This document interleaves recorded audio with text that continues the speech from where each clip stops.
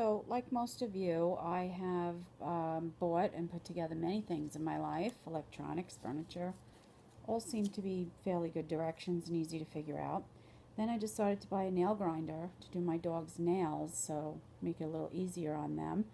And every model I bought seemed to have the same mechanisms that you had to put together and the same faulty, terrible directions. And when I bought this Andis one, I even called the company and they didn't know how to put it together. They told me it was broken and I should bring it back to the store. So that's pretty sad. This one I had purchased from Target for $39.99. It's okay, but I think I like the other one that I got now, this Oster nail grinder. It's a little bit more. This was like $51 on Amazon, free shipping with Prime. And this seems to have a little bit extra, which I'll show you what that is. But here are the directions for how to put the pieces on the end, put the grinders on so you can do your dog's nails. So take these directions and throw them out because they stink. So basically, this is what the body of the grinder looks like. You'll see the name there. This button right here turns it on and off, so it's on right now. And what I really liked about this one is the other one, the Andis that I had, only had 2 speeds, high and low. This one you put on and then it has a little torque button down here. So you can go high, low, you can keep it low for small dogs or dogs that are scared, or you can go really, really high. My dog just turned around and looks at me like, whoa, and really get it going. But, you know, make sure you're always careful because it can heat up and your dogs will get burned. So only do like each nail for maybe 5 seconds and then move on and then go back to it. If you do it to yourself, you'll notice it can get really hot and burn the nail. So this one, like I said, this is what it looks like when it comes. It has the on and off button, which I'm going to turn off, the torque button, and it has a button here that you depress. This button is also on the Andis model, and I had no idea how important this button was. So looking at this, you could see that this unscrews, right? So you would think the easiest thing would be you would unscrew it. These are the pieces that come with it. There's this grinder, which has no sanding belt on it. It's just a pumice stone. And then it comes with this piece, which has the sanding belt on it, okay, and it has a long stem. And then you get 3 extra belts, additional belts that you can replace it with. I think they all are different grits. I'd have to read the wonderful directions again. Yeah, they are. I can feel them. I don't know what number grits they are, but I think the one here is fine to start with. It's like a medium grit. Now the post and the sanding, this comes with a little collar on it. See that?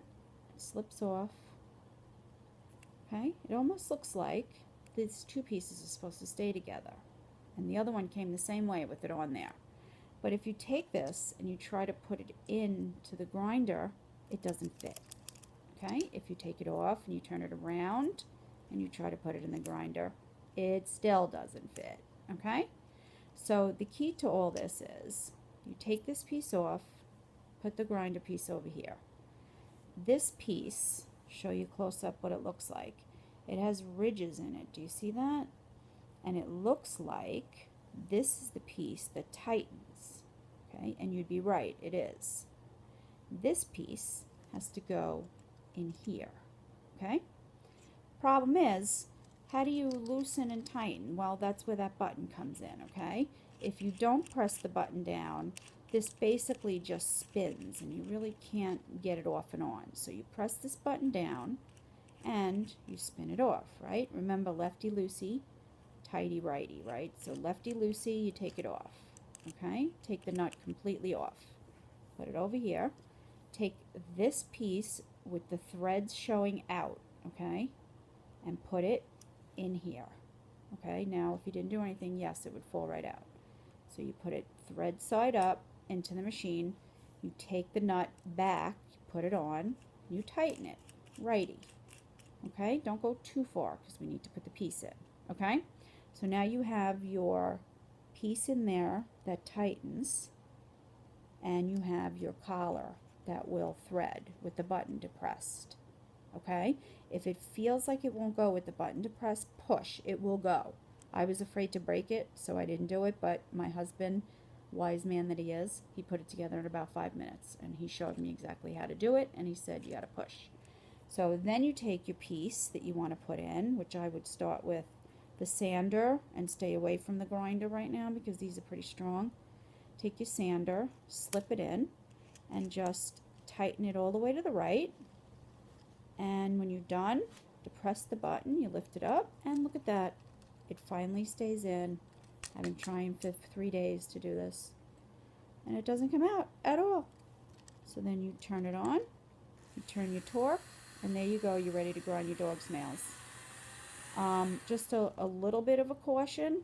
I'm sure if you're a dog owner, you know this already, but in case you're a new dog owner, you should introduce everything to your dog as slowly as possible.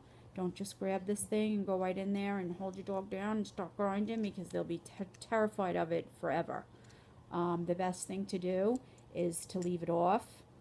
Take maybe 3 days to introduce it to your dog. Leave it off on the first day, put it near your dog, move it around, give them a cookie, put a cookie near it so they go get the cookie, let them sniff it because they're going to wonder what it is. And then the second day you could leave it off. Don't turn it on, just leave it off like this and grind their nails a little bit, you know, faking, just kind of pretending you're doing it. Put it down, maybe give them a cookie, go back a few minutes later, pretend. And then the third day, you know, give them a cookie, set them up with something, and then you can do, you know, very short, very on low, just to see how they tolerate it. Leave it on as low as you can, and do, you know, a little bit of the nail. Remember that this heats up and gets really hot, so do maybe 5 seconds. My dog just lifted her head to look at what I was doing. Maybe 5 seconds each nail, and then go back if you need to do it shorter. Remember to pay attention to the quick, obviously. You don't want to have any bleeding. I did read that this machine will self-cauterize, so I guess it must get pretty hot. So be really careful with that too. But if your dog does bleed and they're able to tolerate the heat, you can put the grinder on the quick there, and if you run up enough heat, but I wouldn't recommend that. I would just get a stippling stick and just stop it like that, or some cornstarch will also do it.